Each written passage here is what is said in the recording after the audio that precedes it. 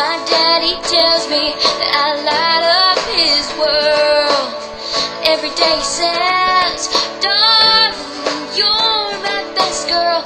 He tried to teach me from the very start the meaning of love, so nobody breaks my heart. Will my love come in a bowl of fire?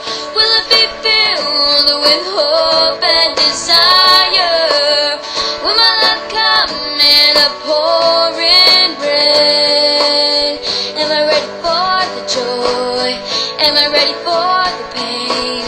Am I ready for the boy? Am I ready for love? Oh, love.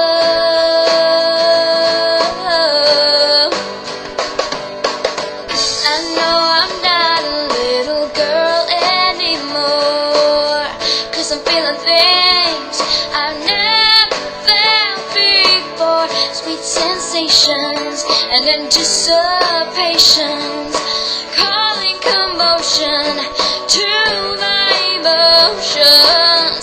And I hear the words my daddy said to me. He said, be true to yourself and keep your spirit free, and love will find you one way or another. Be good to yourself and be good to each other. Will my love come in a bowl of fire? Will it be filled with hope and desire?